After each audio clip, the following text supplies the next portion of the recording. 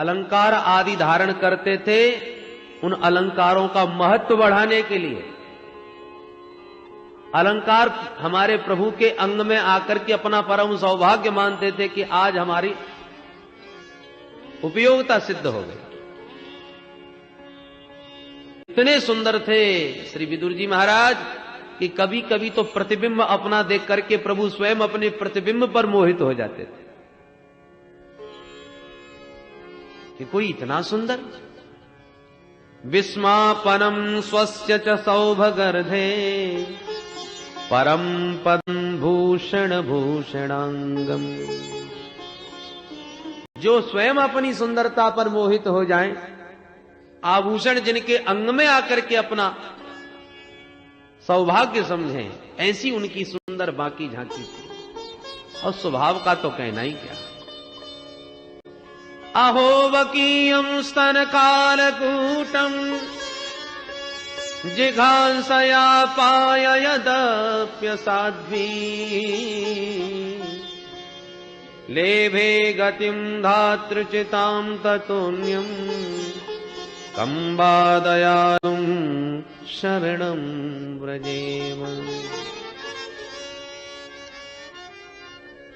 कैसा सरल स्वभाव था हमारे प्रभु का कि जो अपने स्तनों में कालकूट विष लगा करके बकी पूतना भगवान को मारने की दुर्भावना से आई, और बाप प्यारे सारे पापों पर पर्दा डाल करके उस महाकुलटा पापनी पूतना को भी धात्र्योचित गति प्रदान कर दी।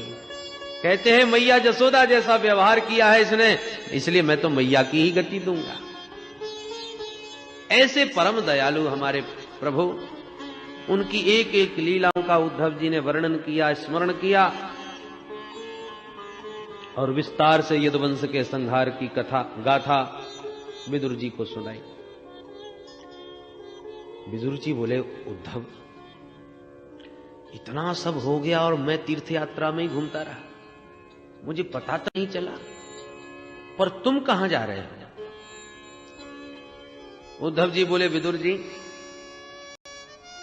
मेरा मन बहुत क्षुब्ध है, मैं तो एक पल भी प्रभु के बिना नहीं रहता था, प्रतिक्षण मैंने उनका संग किया है, पर आज उनके बिना मुझे सारा जगत सूना लग रहा है। पर क्या करें, जाते जाते प्रभु ने मुझे चरण पादुका देकर बद्रीनाथ जाने का आदेश दिया है, मैं उधर ही जा रहा हूं। पर तुम्हारे लिए एक सुखद संवाद भी है। क्या? बोले, जब प्रभु परम धाम जाने की तैयारी में थे, उस समय मुझे बुला करके उन्होंने बड़ा ही मार्मिक उपदेश दिया, और मुझे जब उपदेश दे रहे थे तो मेरे पास में ही महामुनि मैत्रेय बैठे थे। केवल हम दोनों ने वह पावन उपदेश श्रवण किया। उपदेश देने के बाद मुझसे तो कहा कि जाओ बद्रीनाथ में रहो, और मेरे सामने ही मैत्रेय मुनि से कहा, मैत्रेय तुमने मेरा उपदेश सुना है, हृदयंगम किया है, मैं जब भी किसी भक्त से कुछ लेता हूं तो बदले में उसे कुछ न कुछ अवश्य देता हूं, पर एक भक्त ऐसा है जिसने सिर्फ मुझे दिया है, मैंने आज तक उसे कुछ नहीं दिया, और वो मेरे प्यारे भक्त हैं श्री विदुर जी महाराज। जब हस्तिनापुर में आया था तो विदुर विदुरानी ने कितना प्रीति पूर्वक मेरा सम्मान स्वागत किया था, पर आज तक मैंने विदुर जी को कुछ भी नहीं दे पाया। इसलिए मेरा ये तत्व ज्ञान तुम्हारे पास है, जब भी तुम्हें विदुर जी से भेंट हो तो ये ज्ञान उन्हें अवश्य प्रदान करना। इतना सुनते ही विदुर जी के नेत्र भरे आए, गदगद हो गए कि वाह प्रभु, हम विदुर जी हमारे घर में पवाने के लिए था ही क्या, सूखा बथुआ का साग खिला दिया, विदुरानी जी ने भावुकता में छिलके ही खिला दिए, और भगवान उसके ही ऋणिया बन गए। परंतु गदगद कंठ है विदुर जी का कि सारा जगत जिसे याद करता है वो जाते जाते मुझ विदुर को याद करके गया। उस नारायण प्रभु ने, उस हरि ने मुझे स्मरण किया, विदुर जी का हृदय गदगद हो गया। उद्धव जी से बोले, जल्दी बताओ मुझे मैत्रेय कहां मिलेंगे, मैं जानना चाहता हूं वो कौन सा ज्ञान प्रभु ने दिया है, मैं मैत्रेय से श्रवण करूंगा। श्री उद्धव जी बोले, तुम्हें हरिद्वार में गंगा के किनारे कहीं न कहीं मैत्रेय जी से भेंट हो जाएगी। बस इतना कह के उद्धव जी तो बद्री विशाल और विदुर जी सीधे हरिद्वार। हरिद्वार में गंगा के तट पर भ्रमण करते करते मैत्रेय मुनि से भेंट हो गई। जो मैत्रेय मुनि ने विदुर जी को देखा उठ के खड़े हो गए, आओ आओ विदुर जी महाराज, मैं तो कब से तुम्हारी राह देख रहा हूं। ये बड़ा भारी दायित्व मेरे कंधों पर प्रभु डाल के गए हैं, आओ स्वागत है। विदुर जी तुरंत आए, मैत्रेय मुनि से भेंट की और कहा, भगवान मैं अब आपसे अपने कुछ प्रश्न रखना चाहता हूं, मेरी जिज्ञासा का समाधान करें। पूछिए। विविध प्रश्न श्री विदुर जी महाराज ने किए। सुखाय कर्माणि करोति लोको न तै सुखम वान्यदुपारमं वा विन्देत भूयस्ततैव दुःखम् यदत्र युक्तम् भगवान् वरेण्यः। विदुर जी महाराज पूछते हैं, महाराज कृपा करके ये बताइए कि संसार का प्राणी सुखी होना चाहता है। ऐसा कोई नहीं जिसे सुख की लालसा न हो।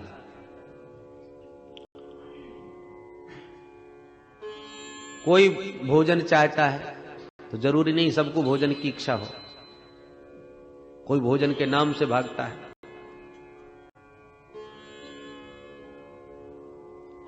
हर वस्तु कितनी भी प्रिय हो, कितनी भी अच्छी हो, पर किसी को अच्छी लगेगी, किसी को नहीं। कोई लोग चाहेंगे, कोई नहीं, पर ऐसा विश्व में कोई नहीं जो ये कहे कि मुझे सुख की इच्छा नहीं। मानव मात्र सुखी होना चाहता है, और चाहता ही नहीं, सुखी होने के लिए दिन रात प्रयत्नशील भी है, मेहनत भी कर रहा है। हम जितना भी भागम भाग कर रहे हैं, एक ही उद्देश्य है कि हम सुखी हो जाएं। पर हम देखते हैं कि जो सुखी होने का जितना प्रयत्न करता है, वो उतना ही दुख के दलदल में फंसता चला जाता है। सुखी कोई नहीं हो पा रहा। प्रश्न है कि ये जीव सुखी कैसे हो? बोलो जय श्री कृष्ण। कोई दलदल में गिर जाए तो ज्यों-ज्यों निकलने के लिए हाथ पैर भटका रहेगा, त्यों भीतर घुसता जाएगा। यही हालत हम लोगों की। ये दुख के दलदल से सब निकलना चाहते हैं सुखी होने के लिए, परंतु ज्यों-ज्यों निकलना चाहते हैं त्यों घुसते जा रहे हैं। पहले केवल झोंपड़ी थी, तब चाहते थे कि एक कोठी हो जाए। कोठी बनी तो चाहने लगे गाड़ी हो जाए। गाड़ी हो गई तो चाहते थे बढ़िया एक अपने नाम की फैक्ट्री लग जाए। ऐसे करते करते हमारा राजाओं जैसा वैभव हो गया। पर जब किसी ने पूछा कि कितने सुखी हो पाए, तो प्रश्न जहां की तहां। बोले महाराज पहले तो कम से कम चैन से सवेरे सवेरे भोजन में 10 रोटी खाते थे, खूब खुराक थी, मस्ती से पड़े रहते थे। अब तो नींद की गोली खाते हैं, तब तो रात में नींद आती है, और खाने के नाम पर डॉक्टरों ने कह दिया दाल का पानी पियो। भोजन भी गया, नींद भी गई, जो सुख था गांठ का वो और चला गया। सुखी कहां हो पाए? दिन रात चिंताओं के मारे नींद हराम हो गई।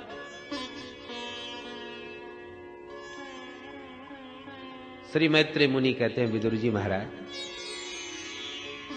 आप साक्षात धर्म के अवतार हैं।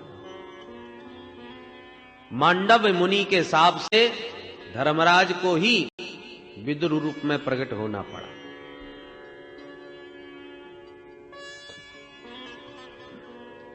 बहुत बढ़िया प्रश्न किया है विदुर जी। देखिए, जगत में सुख है ही नहीं। जहां हम सुख ढूंढ रहे हैं वहां है ही नहीं। सुख तो हमारे ही भीतर है। जैसे एक प्यासा व्यक्ति पानी की खोज में निकला,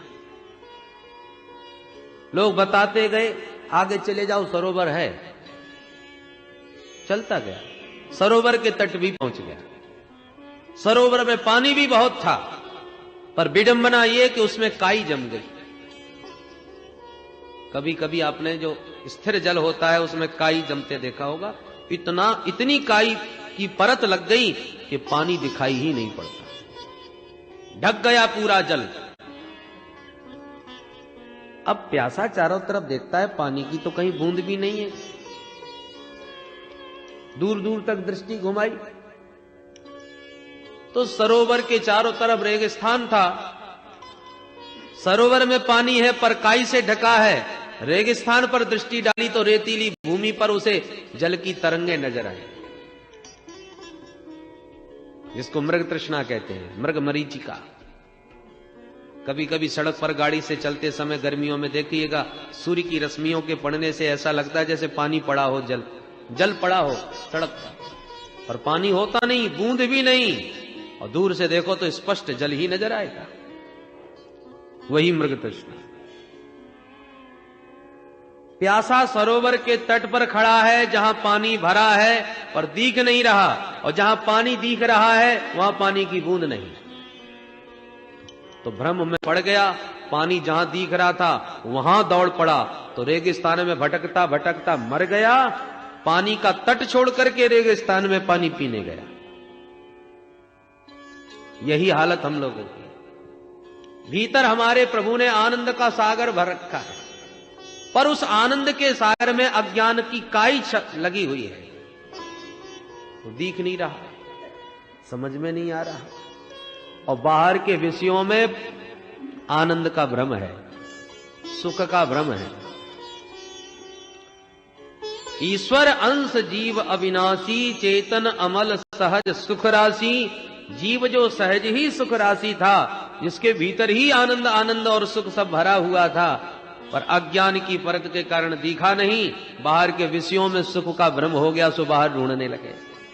ये मिल जाए तो सुखी हो जाऊं, वो आ जाए तो सुखी हो जाऊं। तमाम वस्तुओं को जुटाता रहा सुख के साधन स्वरूप, पर जीवन में सुखी कभी नहीं हो पाया, क्योंकि बाहर जो सुख दिखाई पड़ रहा है वो नकली है। जैसे कि एक बार एक श्रीमान जी ने कहा, भाई गर्मी आ गई है, आम का मौसम आ गया, चलो आम खाए जाए। बेटे को बुलाया, बेटा जाओ बाजार से बढ़िया आम लेके आओ। रुपए दिए, बेटा गया। एक दुकान पर बहुत सारे फल सजे हुए थे, रुपए दे करके आम मांगे, दुकानदार ने आम दे दिए। बालक लेके घर आ गया, पिताजी आम ले आया। अच्छा बेटा एक काम करो, ठंडे पानी की बाल्टी में डाल दो ताकि खूब ठंडे हो जाए, तब खाने में आनंद आएगा। उसने लेके डाल दिया। थोड़ी देर बाद बोले चलो अब तो खूब ठंडे हो गए होंगे, चलो पाते हैं। जैसी बाल्टी देखी गई उसमें एक भी आम नहीं, मिट्टी मिट्टी नजर आई। बेटा ये आम तू कहां से लाया? बोले दुकान से। चल चल चल तो मेरे साथ दुकान पर। दुकान पर गया। आप फलवारी दुकानदार पर श्रीमान जी ने लड़ना झगड़ना प्रारंभ कर दिया। क्यों रे मूर्ख, हमारे नन्हे से बच्चे को धोखा दिया, तूने ठग लिया, कैसे आम पकड़ा दिए, एक भी खाने के मतलब का नहीं। दुकानदार बोला नाराज बाद में होइए, पहले दुकान का बोर्ड तो पढ़ लीजिए, स्पष्ट लिखा है नकली फलों की दुकान। मेरे यहां फल बेचे जाते हैं पर वो दिखावटी हैं, सजाने के लिए लोग खरीद के ले जाते हैं घरों में, खाने के लिए नहीं। आपके बेटे ने आम मांगे, मैंने दे दिए, मुझे क्या मालूम खाने को ले जा रहा है कि सजाने को। गलती तुम्हारी है, तुमने बोर्ड क्यों नहीं पढ़ा। उसी प्रकार भगवान ने तो स्पष्ट संसार के ऊपर एक बोर्ड टांग दिया, दुखालयम शाश्वतम। गीता में भगवान कहते हैं ये दुख रूप है। दुखालयम, औषधालयम का मतलब औषधियों का घर, पुस्तकालयम पुस्तकों का घर, विद्यालयम विद्या का घर, भोजनालयम भोजन का घर, तो दुखालयम दुखों का घर। अब पुस्तकालय हो तो केवल एक ही पुस्तक थोड़ी मिलेगी, सब प्रकार की किताबें बहुत सारी होती हैं। औषधालय में एक ही दवा थोड़ी मिलती है, बहुत प्रकार की दवा। ऐसी दुखालय में एक ही दुख थोड़ी होता है, अनेक प्रकार के दुख।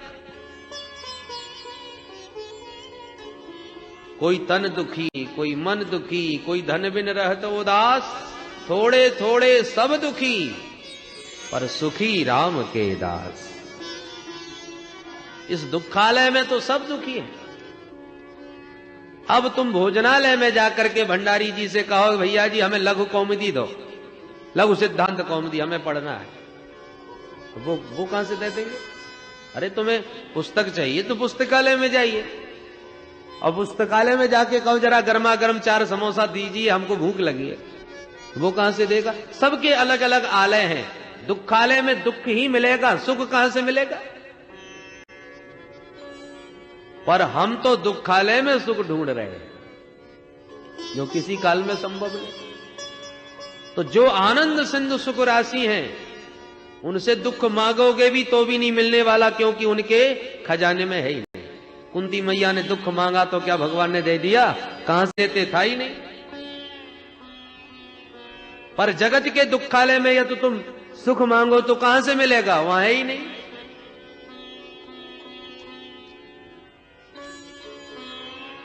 इसलिए सच्चिदानंद के चरणों से जुड़े बिना सुख शांति का साम्राज्य तो भगवान के श्री चरणों में है। इसलिए वहां से जुड़े बिना किसी को जीवन में न सुख मिल सकता है न शांति मिल सकती है। आपके घर में बिजली जरूर होगी, पर आपका घर बिजली घर तो नहीं होगा। अरे बिजली घर तो कहीं और है, पावर हाउस कहीं और है, वहां से कनेक्शन आपके तार का घर तक लगा हुआ है, इसलिए आपके घर में बिजली है। पावर हाउस से लाइन काट दी गई तो लटके रह जाएंगे सब उपकरण, पंखा हो, बल्ब हो, कुछ भी हो, सब लटके रह जाएंगे। पर साहब पावर हाउस से तो लाइन चालू है, हमारे घर में अंधेरा है, पड़ोसी के घर में तो खूब उजेला हो रहा है।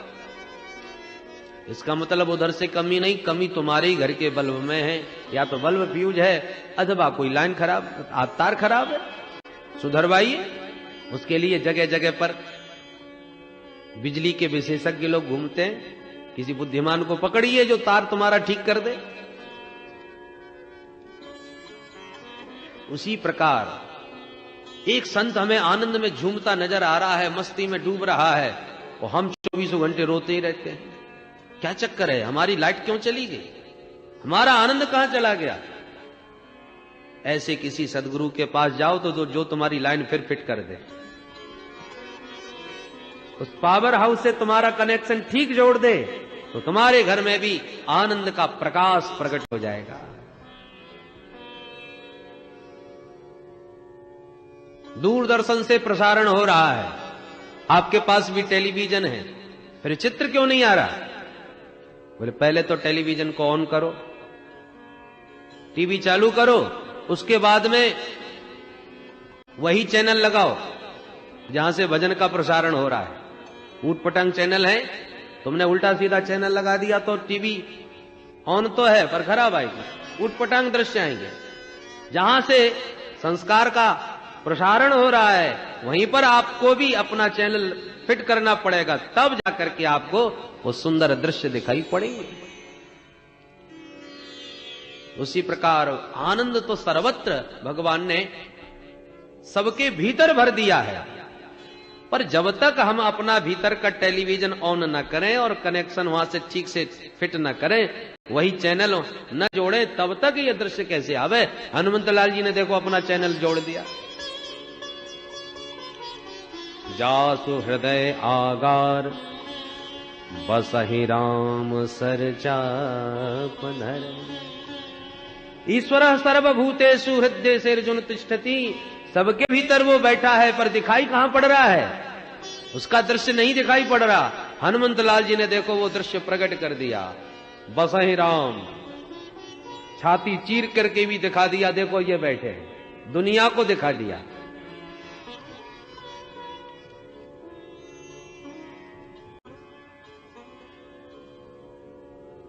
इस प्रकार से श्री विदुर जी महाराज को मैत्रेय मुनि ने बड़ा सुंदर उपदेश दिया। सृष्टि के बारे में प्रश्न किया तो विस्तार से सृष्टि प्रक्रिया का वर्णन किया। भगवान नारायण के नाभि कमल से ब्रह्मा जी ने सृष्टि की इच्छा प्रकट करी, तो भगवान के ज्ञान को आत्मसात करके सबसे पहले ब्रह्मा जी ने सृष्टि में 4 कुमारों को जन्म दिया, सनक सनंदन सनातन सनत कुमार। चारों से कहा बच्चों तुम भी सृष्टि करो। चारों ने काम बिल्कुल चक्कर में नहीं पड़ेंगे, हम तो केवल हरि का भजन करेंगे। ब्रह्मा जी को क्रोध आ गया, हमारे पुत्र हमारी आज्ञा नहीं मानते। इतना क्रोध आया कि उनका क्रोध ही भ्रकुटी का भेदन करके भगवान रुद्र के रूप में प्रकट हो गया। बोल शंकर भगवान की। ब्रह्मा जी ने कहा अरे भाई तुम्हारा नाम है रुद्र और काम तुम्हारा यही है कि तुम सृष्टि का विस्तार करने में हमें सहयोग दो। तो भोले बाबा ने भूत प्रेत डाकिनी पिशाचिनी की सृष्टि प्रारंभ कर दी। ब्रह्मा जी बोले बस करो महाराज, इतनी खतरनाक सृष्टि हमको नहीं करवानी, बैठ के भजन करो आप। तो बोले बाबा भजन में बैठ गए। अब क्या करें? तो अब की बार ब्रह्मा जी ने 10 ऋषियों को प्रकट किया। मरीचि, अत्रि, अंगरा, पुलस्त, पुलह, क्रतु, भृगु, वशिष्ठ, दक्ष और देवर्षि नारद। अपनी वाणी से परम सुंदरी कन्या सरस्वती को प्रकट किया, छाया से महामुनि करदम जी को प्रकट किया। ये सब मानस सृष्टि है, संकल्प सृष्टि ब्रह्मा जी की। और उसके बाद श्री विधाता ब्रह्मा जी ने अपने वामांग से कन्या और दक्षिणांग से पुरुष को जन्म दिया, जिनका नाम हुआ मनु शतरूपा। मनु शतरूपा से ही मानव सृष्टि का विस्तार हुआ, इसलिए मनु पुत्र होने के नाते हम लोग मानव कहलाते हैं। और जो लोग हमको मनुवादी कह के पुकारते हैं, इसका मतलब वो अपने को मनु नहीं मानते, तो वो अपने स्वयं हिसाब लगा के वो अपने को किसकी संतान मानते हैं। अरे मानव मात्र मनुपुत्र है।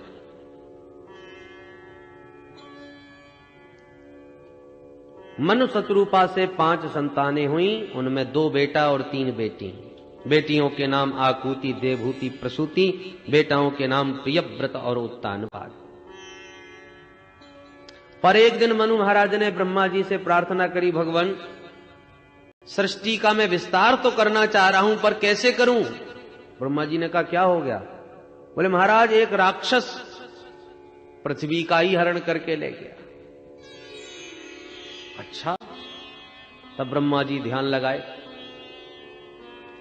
ध्यान लगाते ही उनको बड़ी तेज छींक आई और छींकते ही उनकी नासिका रंध्र से भगवान का बराह रूप में प्राकट्य हो गया। बोल बरा भगवान की। देखते देखते बरा भगवान का पर्वताकार देह हो गया। देवताओं ने स्तवन किया, हिरण्याक्ष का वध करके भगवान ने पृथ्वी का उद्धार किया। विदुर जी ने पूछ दिया मैत्रेय जी से, भगवान कृपा करके ये तो बताइए, ये आकर के हिरण्याक्ष कौन था जो धरती को ही उठा के ले गया? ये किसका बेटा था? मैत्रेय मुनि कहते हैं विदुर जी महाराज,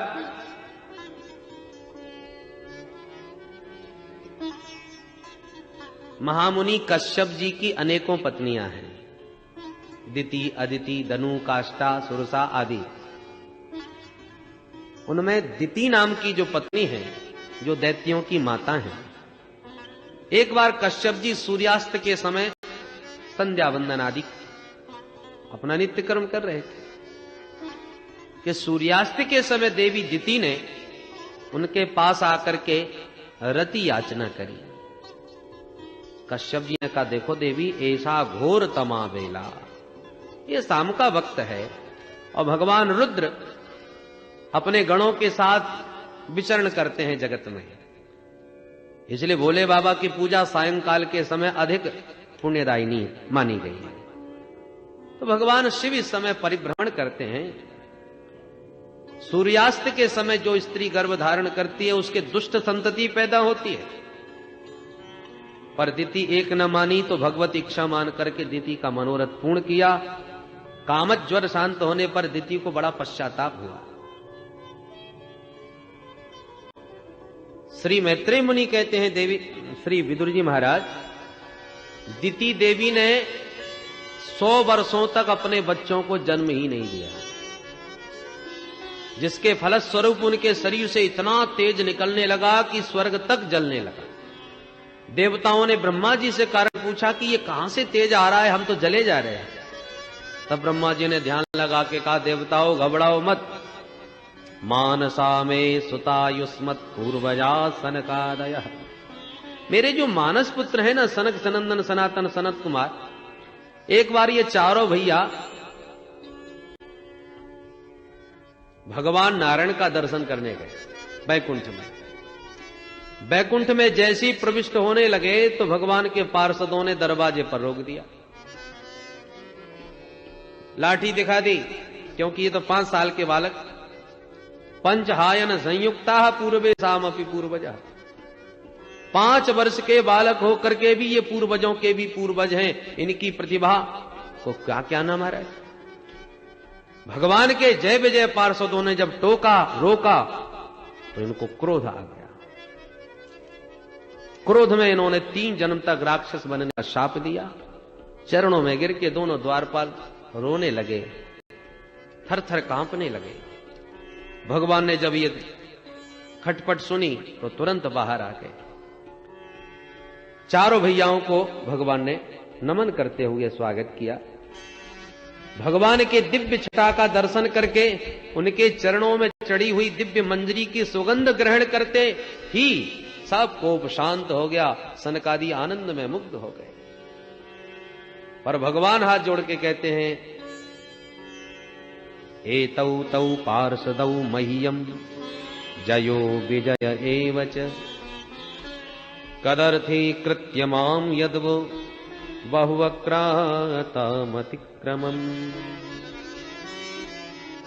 अब जरा भगवान की कुशलता देखिए।